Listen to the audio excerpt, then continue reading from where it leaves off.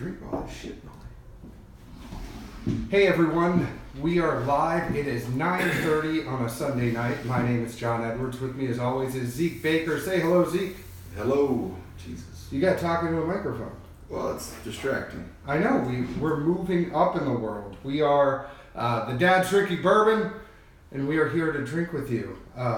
We have a lot of new followers this week, Zeke, from our contest. Well, you're in a promo, so, hopefully it benefited us in some good ways. Hopefully it did. Can you all hear us better now that we have microphones?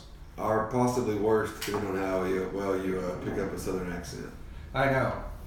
Oh, Brody's on. Everybody say congratulations. Brody did win. We did have a randomizer, so we cannot be accused of collusion, but Brody did win the contest. So congratulations, Brody.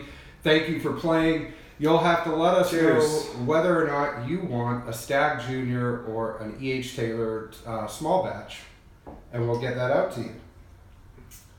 So Skip is on. Hey, Skip. We are going to get into it. As you guys know, I have to look at the comments on a different thing. Zeke's really freaked out by the microphone, aren't you? Clearly I'm not meant for these things. Really? How do you all think we sound, in all honesty, before we get into it? Do you think it sounds better with the microphones? Can you hear us more? I know we did not get enough yesterday. People were asking if we got enough yesterday. So do you want to tell them what we went to yesterday? I mean, I think people saw our picture. They were kind of... No, yesterday the local Nashville Whiskey House had a sponsored fundraiser event.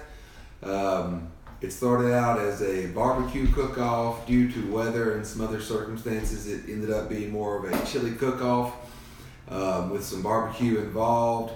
It was really an amazing event. The one picture John put up literally was amazing bourbon, but not in any way indicative of the plethora of things that were there and available to try. Quite a few taste-offs from store picks, Eagle Rare. There was a store pick taste-off, and every store pick was blinded. Yeah, they were all sealed up in brown paper bags with numbers. They had a tasting card, and literally you just left your comments, ranked them, and I don't think those have been, maybe they've been sorted out, I'm not sure. I can't speak positively on that one yet. Ashton is on. Ashton won the chili cook-off. Our chili, we were, and it's pretty, I mean, it's pretty standard for the dads to be late, so we were late with the chili. And therefore we didn't get in time, but I think everybody liked our chili. Dan Gardner from Four Roses was gobbling down our chili after we told him it was ours. I had Ashton's, and there was a reason he won. We said from the get-go we were just going to provide chili just to make sure if there were a plethora of people, no one left hungry. So that's where we'll leave that one. And we did get to meet, very briefly, I was running to go to Boo at the Zoo, but we did get to meet Marianne Barnes yesterday, who just is amazing. If you guys haven't heard about her, she is the master distiller over at Castle and Key, and she's basically running the show over there. And I'm going to be amazed to see what she does, having what she has over at the old Taylor distillery. I know they're doing some other spirits that they're getting out first. Their bourbon is, she posted videos earlier this year. They are sitting in barrels now, but I'm going to be really excited to see what Castle and Key does once they start letting us taste the juice. Indeed, another highlight from the afternoon. Four Roses had a few ambassadors there. John mentioned Dan, also Travis Hill and Lauren Simpson were both there. At some point, a 2-year single barrel Four Roses was passed around some. Yeah, 2 years. The 2-year Four Roses was amazing. Really, it was crazy good. I didn't pick up any corn. Literally, anything that would give you the thought that it was young. It was surprising, laughing, and baffling really how good it was for a 2-year. Yeah, I couldn't believe that 2-year Four Roses, how good it was. I think that was one of the biggest takeaways. we did get to try Peerless Rye, which hopefully we will get on this show sometime soon. I know sometimes Zeke and I are a little bit late on getting some things, but that Peerless Rye for 2 years, there's just something really special about that. It was very good, and I say that with a sigh simply for the price tag, and I think that's everyone's sentiment, is just literally, come on, it's a 2-year rye. Is it really worth that much? And depending on what other ones you're spending money on, or into the microphone. Well, it's at my head, John. It will put it by your mouth. I did, and you moved it. Any rate, Peerless Rye, it was really good. I still don't know confidently if it's worth the price tag, but it's very good juice. I'll leave it at that. I couldn't believe it was. I mean, I think that was for a few of the things we tried. I couldn't believe they were 2 years old. And if you think of some of the stuff that's coming out, one of the things that we learned yesterday was that a lot of people that like Four Roses will go for those 10, 11-year-old barrels, and it's that 8-year-old Four Roses that we were told is the sweet spot. That's what Jim Rutledge liked. So a lot of people were out there just trying to find the oldest store pick they can, but those 8, 9 years are really good. Oh, I mean, they're all fantastic. I wouldn't let an age statement deter you in buying or not buying one. Especially if you know your store owner and have talked to them and have an idea for where their tastes are. We've said it plenty of times. You're not going to go wrong there. Yeah, so we had an amazing day tasting a lot of whiskey with a lot of good people, and then who should I see at Boo at the Zoo? Zeke and I ran into each other at the zoo with our wives and kids and ended up hanging out there later. So go figure. It was a good day of whiskey in the afternoon and a good night of family, and that pretty much sums up Dad's Drinking Bourbon in a nutshell. But, again, we digress. You all yell at us for not drinking enough early enough. So let's get right into it. We have 2 things we're going to do tonight, as always. We like to do a feature review, kind of highlight one, and then we always like to do our either blind or a head side-by-side or a head-to-head. The first thing we're going to do is we are going to look at Parker's Heritage Collection release number 11. This is a 122 proof bourbon. I knew it was a 120 something. It's a 122 proof bourbon. It's aged 11 years. This is the signature release every year. Parker's Heritage Collection has one release. They've had a wheat whiskey. They've had a 24-year-old bourbon. They've had a obviously the Promise of Hope release that went for ALS, and unfortunately that's what we lost Parker Beam to. But this was started by Parker Beam, who was the late master distiller at Heaven Hill. This is their signature release in Parker's name every year. He started it. It's continuing going on. So this one right here was just released in September for Bourbon Heritage Month. So it's fitting that we got it in the end of October, but we did get it and we are ready to have it. And then the other thing, Zeke, why don't you let us know what the other thing we're doing? Yeah, so it's kind of a 2-part show. We'll try not to be too hastily here and do our due diligence. But we do have the PHC, and we're just going to drink that straight up, give our thoughts, opinions, etc. on it. Didn't really think it was appropriate to try and do any kind of blind against this one. Because somebody wanted us to do it blind against Elijah Craig Barrel Proof. But each year is a novel release, and we were just going to go this on its own. We do have a good blind set up for that. Following, though, lots of Brown-Forman juice. We have a lineup of 4, including the bottled in bond. Well, Zeke is being too serious about this because Zeke won't shut up about early times bottled in bond, and that was a new release this year. It's good, and this is Zeke's favorite release. I think it's your favorite daily drinker now. You actually went up to Kentucky and bought a case. Yep. So this is only released in Kentucky. Less than half left. There's less than half of your case, or less than half of the allocation. Case. Oh, okay. So It's good. So we're gonna need to go get some more. But if you want to make the next run, I'll piggyback. Okay. So I have been meaning to go up and get this because Zeke is a terrible sharer, but Zeke swears I don't like it because I don't have a bottle. I've been dying to go up and get some. I just haven't been able to make the hour drive up to Kentucky. No, John gives me a hard time for overly touting this bottle, but I swear for $25 and a liter. It's good though. I like it. I don't knock it. I just think it's funny that like Zeke jumps up and down. And now this came out about the same time as Old Forester Statesman. So Brown-Forman had two big releases at the same time. You jumped up and down on the early time. So what we're going to do on this one is we are going to blind ourselves, if you already said this. I did. And the purpose for my jumping up and down again, $25 for a liter. What does everything else cost these days? Not $25. Well, you know, if you're in Canada, everything is in liters.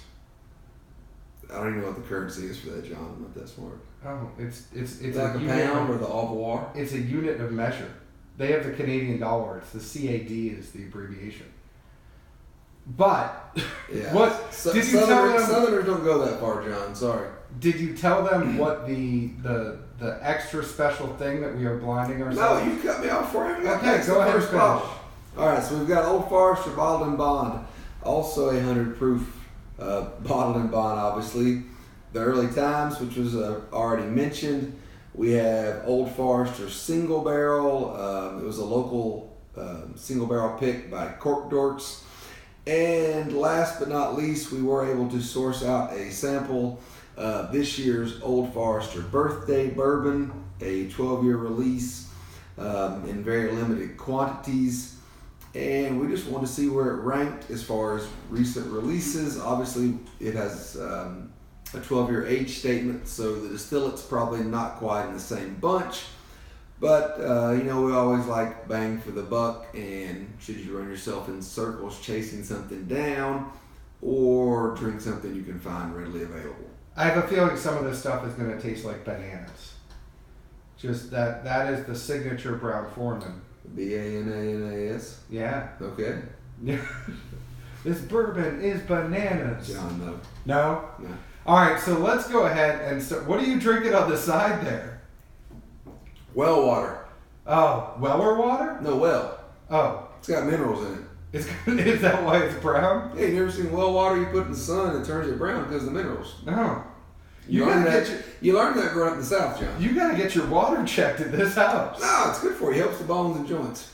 All right, so let's go ahead and get into this Parker's Heritage. We did mention that it's an 11-year. It is 122 proof. It is the 11th release coming from Parker's Heritage, so this is 11 years. Yep. Let's go ahead and have it. We always like to do everything live because we get real reactions. We've talked about doing... Oh, sorry, I was giving you time to sip. You're clearing that well water out, aren't you? Yeah, you go ahead, John. You're a big PHC fan. I am a big PHC fan. He is... But I've yet to get a Promise of Hope. I am looking everywhere to get a Promise of Hope. I got a sample of it at home. Oh, do you? I need some of that. Really, it's just sitting there. So go for it. All right. All right, we're going to let John dive into this one, see what he thinks about it. Again, he's a big Parker's guy. I wouldn't say I'm not one. I just, I haven't had the time or allocations to dive into that part of bourbon. And I wish I let this sit out a little bit more because I am getting that astringency of the first bottle, the first pour of the bottle. I am getting that a little bit on the nose. Well, you know, I did say, as I looked at the table, John, you didn't want to open that before we drink it? Well, I was setting up all this equipment. By setting up, he had me in 18 different rooms of this house doing a sound check. And then I realized I didn't have anything going out. It's very hot on the tongue. I don't get a lot of chest burn on this. It's very hot on the tongue. I definitely, I think we've seen a lot of these come out that are over 120 that don't taste like they're 120. This one, I feel like it lets you know it packs a little bit of a punch. And that's not necessarily a bad thing. It's just like when we've had those Bell Meads recently, we've had those other ones. They don't necessarily taste, or they don't give you that burn like this. This, I definitely get a nice mouth burn. And which I'll honestly try and buy ourselves a little time here, is obviously we're tasting this fresh.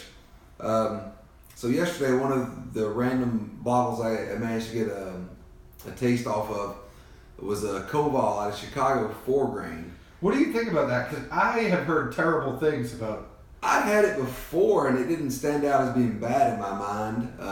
And yesterday, I thought it was a solid pour. Honestly, from what I recollect, I think in a blind it would have beaten the EHT 4 grain. But where I was going with the this whiskey of the year is what other 4 grains are out there. Obviously, we do devote some time to the internet and scouting things down, but we would like to assimilate a pretty good 4 grain blind, and would love comments as far as what are some other good 4 grains that are out there that we can try and hunt down at least samples of, and blind them, just to have fun. Everybody's saying the microphones make us official. I'm not wearing a zebra suit. No. But I would be interested at other 4 grains and see what that actually does when we actually try to put them up blind. If you're saying the Koval is better than the E.H. Taylor. Now, the E.H. Taylor, when you let it open up, it's a lot different than when you first have it. So we should probably revisit it and blind ourselves with some other ones. Let's give the rest of Parker some airtime and move to these. Are you sure? Zeke wants to give Parker some more airtime. All right. Well, you didn't open the bottle until 5 minutes ago. Because I was setting up all the equipment. Hey, you say potato, I say tomato. All right, you want to move to this blind. So we have pre-poured 4 blinds, 4 blinds. There's 5 bottles up there, but 4 of them we're blinding ourselves with. We are blinding ourselves with Old Forester Bottled and Bond, Old Forester Single Barrel, Early Times Bottled and Bond, and Old Forester Birthday Bourbon. So let's come back to this Parker's Heritage. Yeah, we'll give it some time, a little air in the glass, let it breathe. I did like, though, that it gave me a little bit of a burn, even this little time that we've had it out and in the glass. It has smoothed out a little bit, but I still do feel it. It's got, it kind of makes your throat a little bit raspy when you have it. Like, you can feel that it's been in there. It almost like singes your throat a little bit, and I do like that. But let's move to the early times. We'll go back to the PHC. I think 30 minutes of air for a 1/4 ounce pour should be good. I'm just pouring a little bit more in mine. All right. Do you want to go to your blinds first? I'm fine. We're going to go tick for tack, or how you want to do this? Well, we don't know what, my one might be different than your one, but we can we're both blinded. I'm just saying you want to go one. Yeah, well, we'll all do it at the same time, and we'll kind of talk about it and then say. So when we talk about price, the bottled and bond price is going to come in about $50. The early times you can get a liter, as Zeke would say, you can get a liter for, what was it, 25? 25.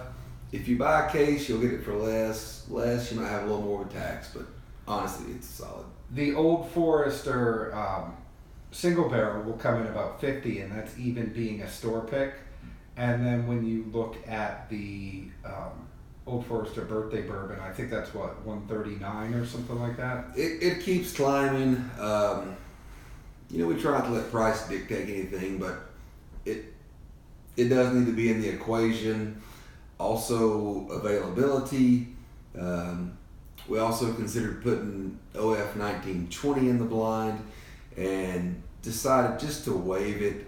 We felt like with it being the higher proof, it would stand out simply because of that. And so we try and make it as vague as possible. So I'm going to go in on my one. The first one, it's very, very smooth. Obviously, we are going from 122 proof down to 90s and 100. But it's very, very smooth on this one. I don't get bananas, which is the signature Brown-Forman taste. You've been drinking too much Statesman. Prohibition is bananas too. I'm just saying. What, did you get some in your eye?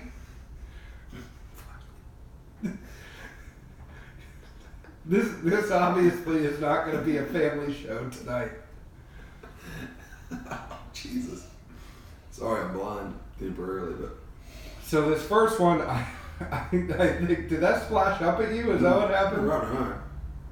You okay? Do you need some water? Use that well water. Right? Yeah, no doubt. Jesus. So, in tasting this one, my first blind of the Old Forester blind, I'm not even sure what this one is yet. I just know it's very smooth. I don't think it's the early times, but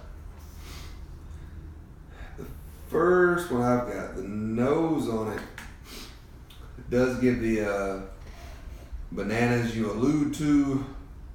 The taste seems to fall off a little bit. I get a little charcoal in this one. Oh, Paula says we're very nicely color coordinated tonight, and we did not plan that.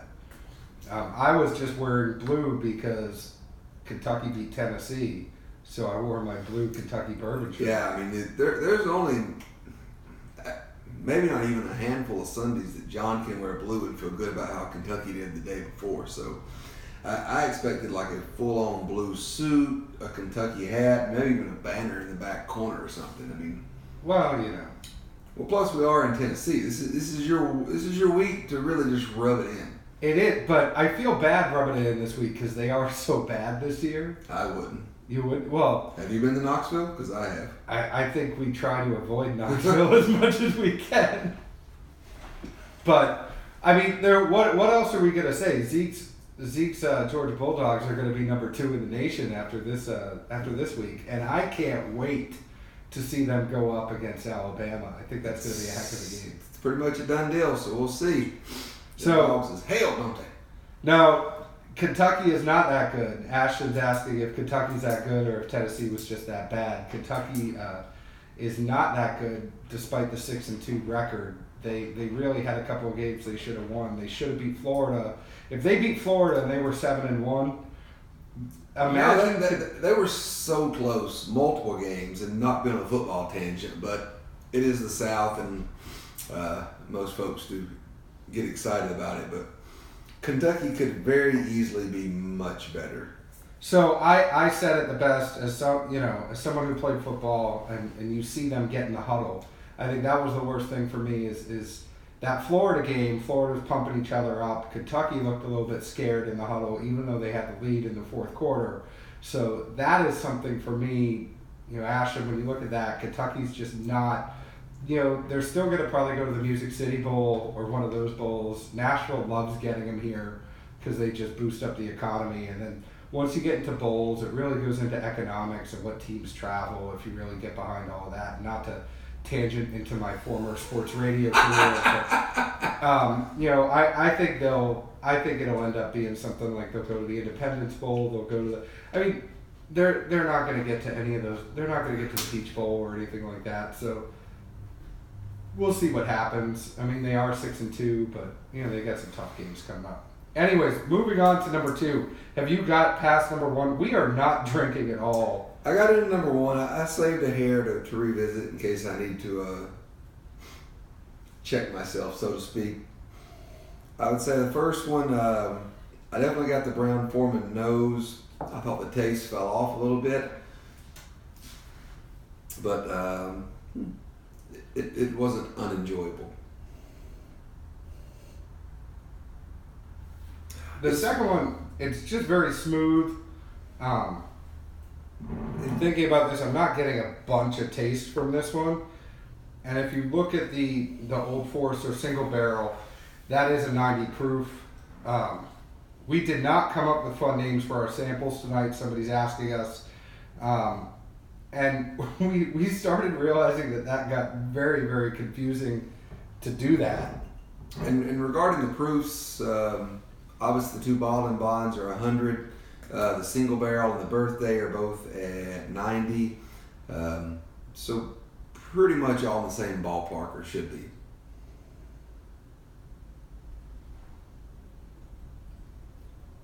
Now, number 3 for me is not very high on proof, but it's very high on taste.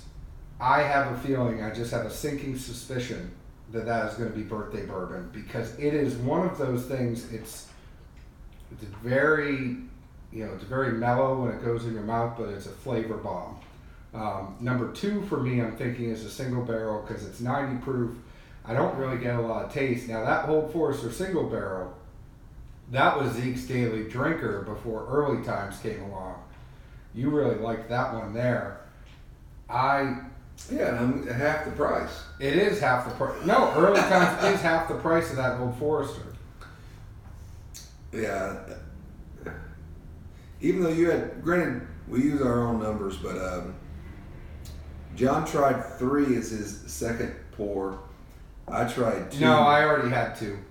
I was looking at your notes and only saw one set of notes, but I would say whatever my number 2 is most likely the birthday.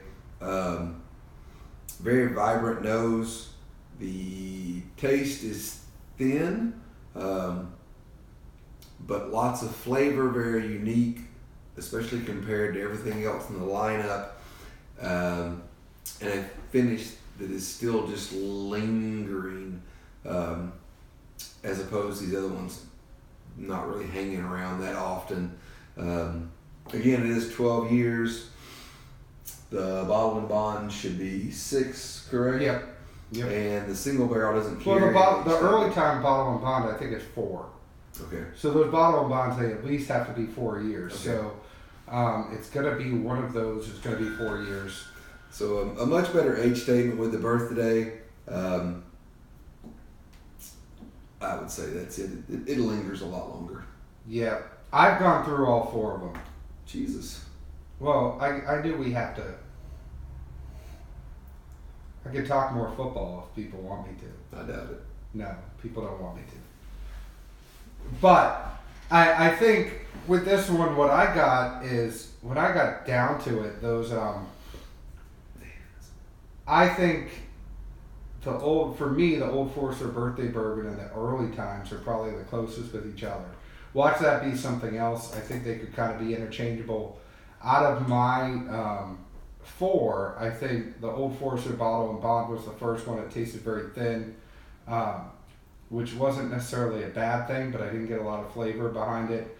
I think the second one was the single barrel, and I think the third or fourth, I almost think, and I'm not trying to do it just to help Zeke in his cause, but I think the third and fourth could be interchangeable between Early Times and the Old Forester Birthday Bourbon, but I'm going to make an educated guess that number 3 is Early Times and number 4 is Old Forester Birthday Bourbon.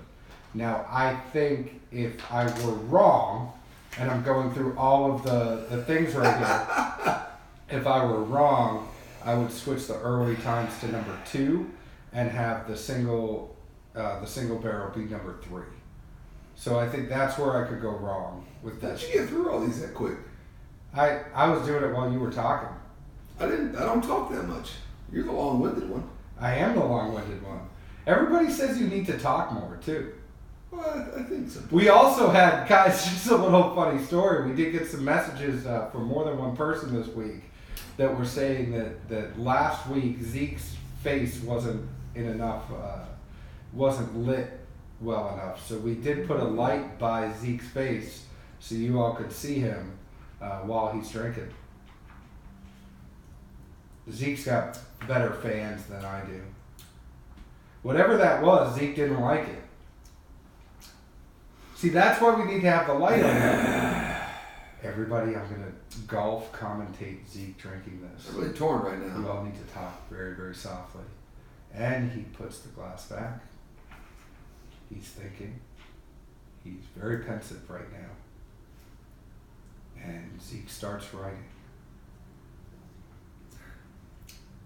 What's he going to write? We're not 100% sure. He's still writing. John, you're killing the fan base right now. Just so you know. I'm doing my golf commentary for it. So let's see what we got here. All right. All right. What do you think? Cool.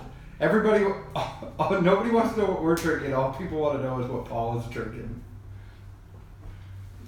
My guess is that Paula is drinking 4 Roses, or she is drinking some Wild Turkey Rare Breed. That's what I'm thinking. They're both solid picks. They are. It's no Red Bull and vodka, but you know. Oh, I was right. Wild Turkey Rare Breed. So, everybody's waiting on the guesses. What do you think here? All right, so who's going to correct who on this? Well, you go first and tell me your guesses, and then I'll tell you mine, and then we go.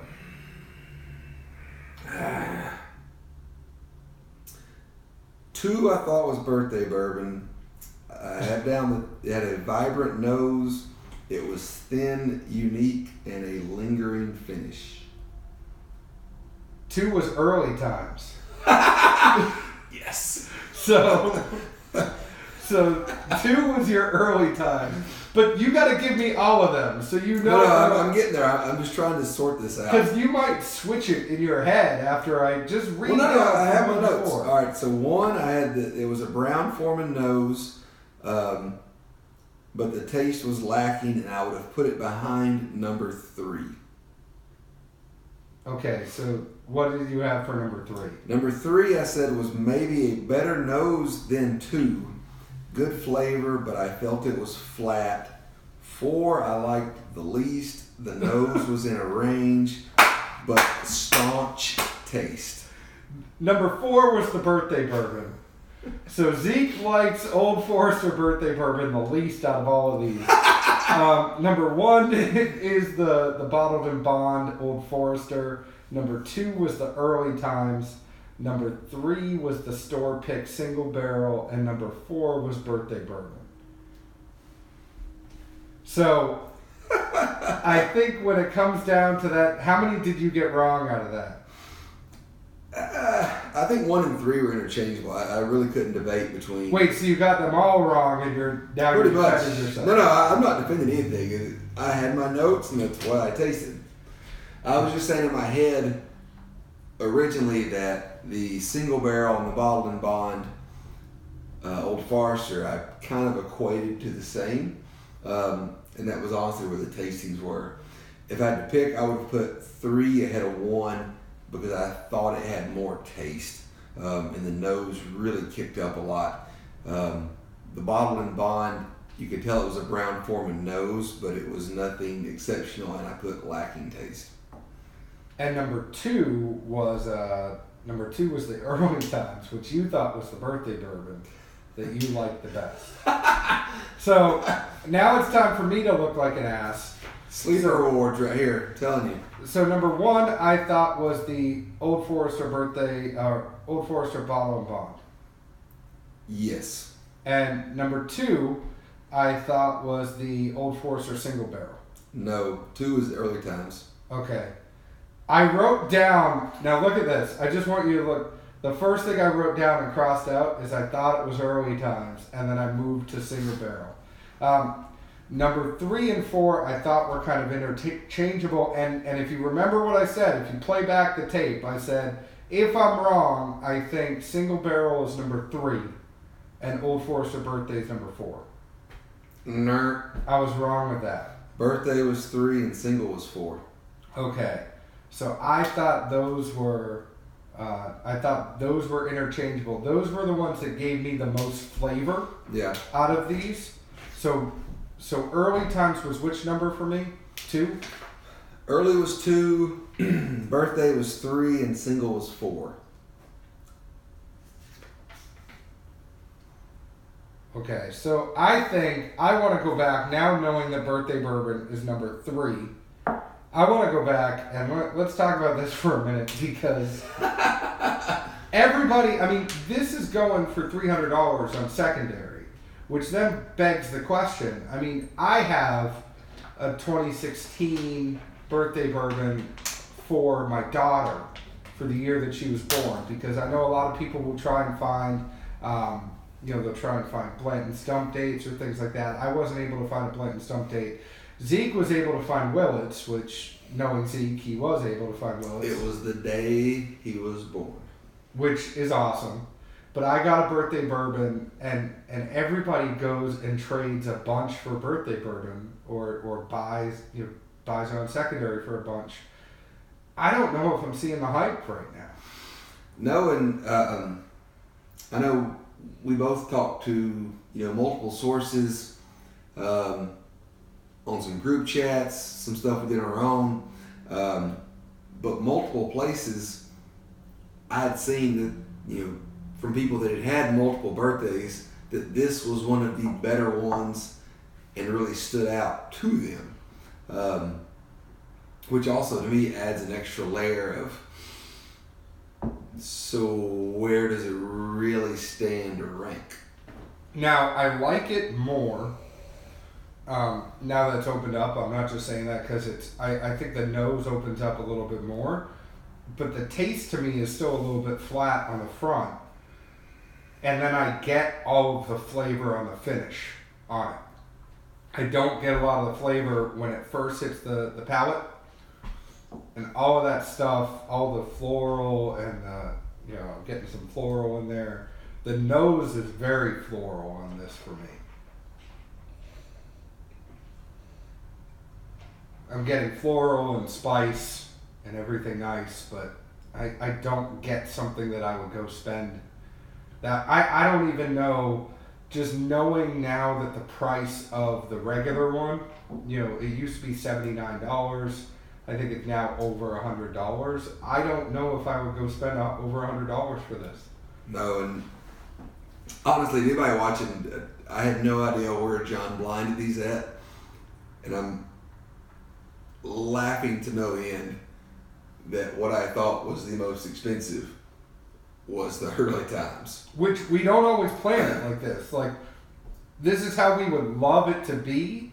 But I really don't think... I mean, it's a good pour. And again, many thanks to Michael for hooking us up with this so we could make this happen.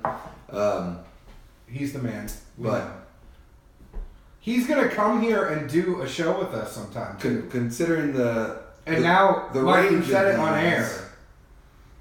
It's a good debate.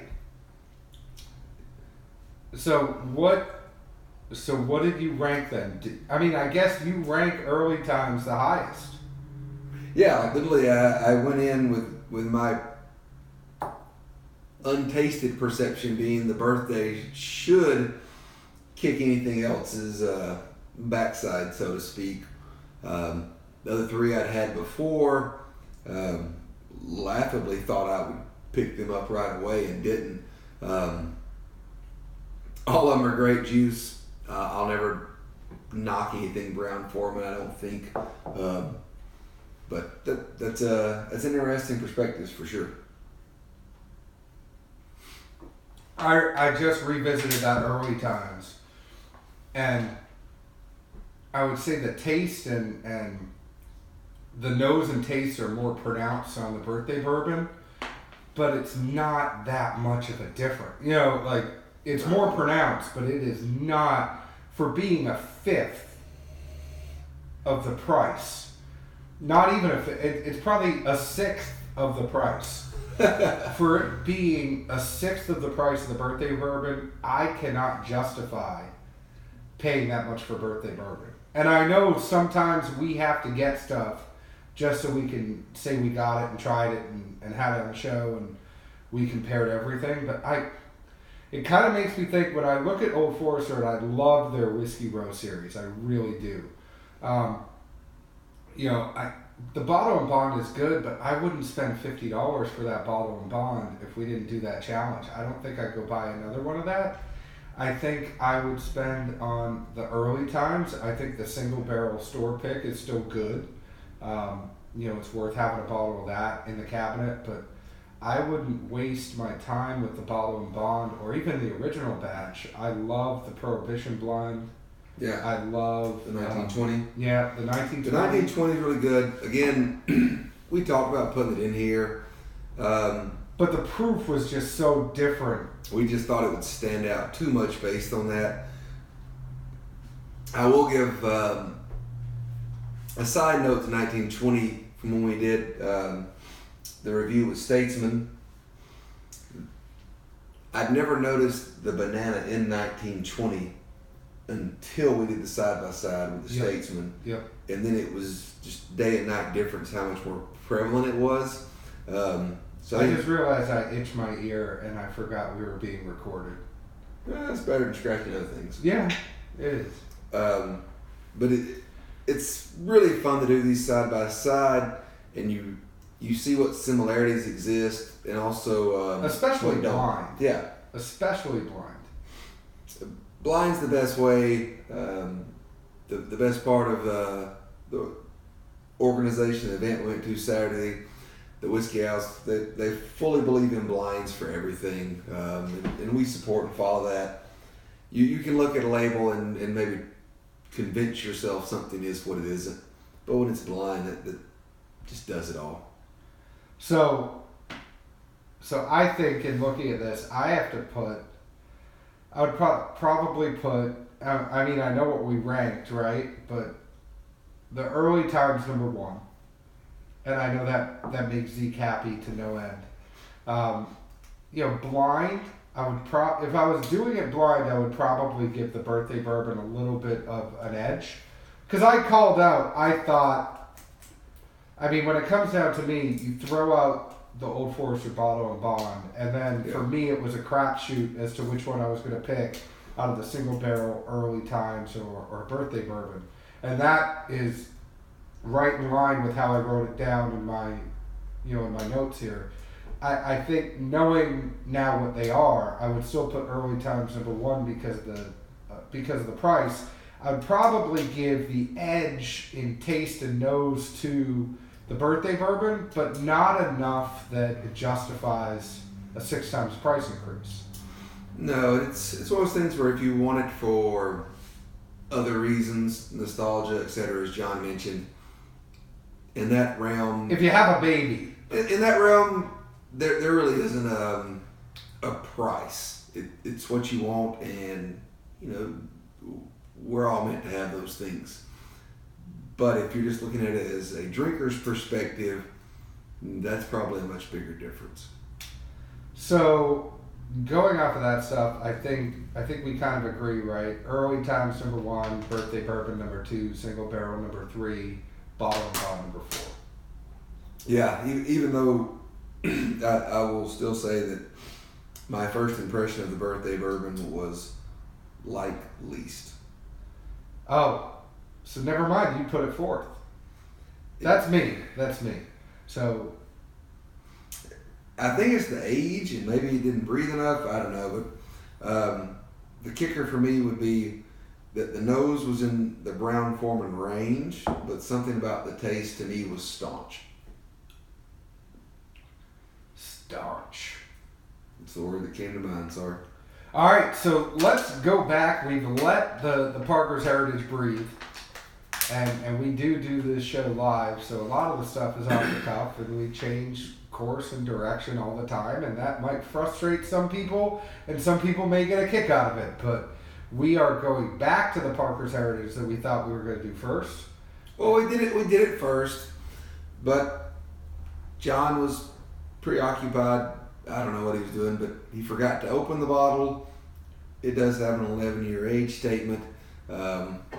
Some airtime, at least. And going back is owed to its respect. Sorry to interrupt you. Before we go back to the Parker's Heritage, absolutely on paper, these rankings are going to raise some eyebrows, but I think I would challenge everybody to do it live or do it blind. Record themselves live doing it blind and give an honest opinion as to what they're actually getting back, because I don't really see that much of a difference in taste. I would agree that the Old Forester Birthday Bourbon tastes a little bit better, especially after it gets some air to it, than the early times, but I don't think it tastes so much better that it justifies the price. Therefore, I would still put early times bottle and bond, especially when you let it get out in the glass and air for 10, 15 minutes. I would put that ahead of the Birthday Bourbon. Yeah, and especially Knowing I spent $25 for a liter.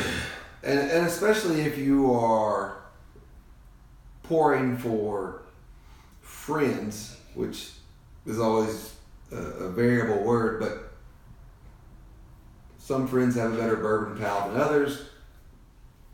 Some people may see you pouring birthday bourbon and immediately just think, man, this is a really nice guy. He's hooking me up. But I would say pour it with your friends that drink more bourbon regularly and see what they think of it, especially in a blind. It'll be fun. So you need to have this again. I'll get back to it. I'll let you get your turn. Oh, that Parker's Heritage. I wanted to go first. No, that's honestly, this is one of John's babies. It's in his wheelhouse. Oh my God. I think at this point, PHC trumps ETL. I'm not sure about EHT. Oh, ETL. But John has his 3-letter wheelhouse, and it's a tough progression. Well, that's why we go well together, because we both have our specialties. You know, I kind of gravitate more to the Colonel Taylor, the Buffalo Trace stuff, the Heaven Hill Buffalo Trace, things like that, and you lean heavily on Willet. I like Brown-Forman too, which is a lot of Willet. It is a lot of Willet as Brown-Forman, but that's why we complement each other very nicely. Man, this is like cinnamon brown sugar bomb. It's just, if you let this thing open up for a few minutes, you get or 35, all of that on the nose. I got a lot of warmth, a lot of cinnamon and brown sugar, a little bit of vanilla. I mean, for the proof, this nose is very good, and it's not singeing or astringent. When we first poured these, literally I didn't have to have the glass to my nose, and it was strong, not in a flavor strong, but astringent. And now now you can just dive in, and none of that's there. It's just inviting and warm and welcoming. It was, and it was really hot when it went in my mouth. That sounds so bad. It was really hot when it first hit the palate. And now it's not, it's just completely different. When I said this tasted like 122 proof, really just burning your throat bourbon, this is not like that at all after you let it breathe. Zeke likes it so much he's closing his eyes. Thank you. We need to bring back the golf commentary. He's thinking. He's closing his eyes. Will he make this putt? I don't know. Let's go to Peter Faraday by the green. No, it is amazing. I'm getting so much baking spice on this. It's like cookies. I want to say it's like cookies in my mouth. The rye content's good. I pick up a little more corn than I would like. This is a 11-year, right? So in my head, I think it hasn't had too much of a high heat exposure, just because I still get a little corn. I feel like it's really close to that point of just sugar caramelization and turning into just like thick goodness. It's almost there. So you would say let it sit for a couple more years? Is that your? It's almost there, and I'll put the almost on it. Still a little bit more corn than I would say is just the dead center for, all right, pluck this thing. It is the best it's going to be. Let's get it out of here and start putting it out there. So there's a clarification question while you're still nosing that. The Early Times is just a Kentucky release, as is with a lot of those bottle and bonds like the Heaven Hill, the Old Fitz. Some of those bottle and bonds are only in Kentucky. The Parker's Heritage, most people find it at the gift shop at Heaven Hill, but it does find its way. It's wider in Kentucky than it is other places, but it has found its way. Parker's Heritage is not just released in Kentucky. There's a lot of people picked it up in California. It's a tough find, but it is allocated outside of the state. Like, I'm never going to go to a local in Nashville and find it. They've all probably been spoken for. But we do find them outside of places. PHC was $139 retail.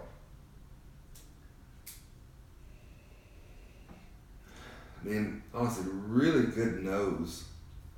Other than that little bit of front end corn, it does most everything else that I would want. The warmth in the back is surprisingly nice for this time of year. Zeke, you find that corn though anywhere? No. All right, so at 139, buy bar pass.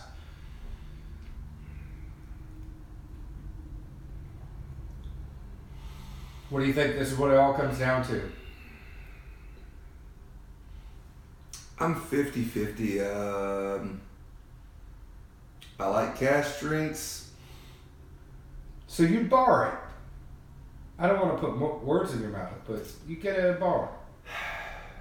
Yeah, I'd bar it. I would buy it, but we all know I like the way that the PHC bottles look. I mean, honestly, it's just so close to me in that perfect turning of heat to sugar to caramel. Like, that's what's aggravating. Sorry. Yeah, no, it's okay.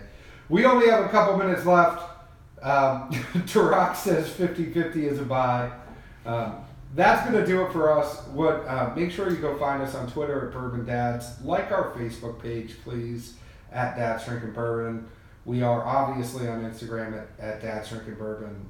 We are going to think about some other interesting ways to get a hold of you all. We are working on it. I think these microphones and this new setup is a big step to make sure that we sound a little bit better to all of you. Thank you very much for everything you do, and thank you for your support. Congratulations to Brody for winning. We got to figure out if he wants the Stag or the E.H. Taylor. But if you stay tuned, we'll hop back on for an after show for a couple. Do you want to hop back on for an after show? I mean, there's a lot of early times here. Yeah, we'll hop back on. So, Zeke, if you go end the live broadcast, we will hop back on. I can't get around with all this equipment here. But thank you guys very, very much. We will see you next week. Stay tuned. We are going to put up Four Roses Limited Edition Small Batch up against Al Young. That's something we're going to do here soon. So stay tuned. We'll do that. Oh, Zeke can't turn us off because my... I got it. Oh. 3. All right. We'll 2. see you guys next week. Thank you very much and cheers. Ciao. Oh, no, we're not off. Hit the end button. Oh.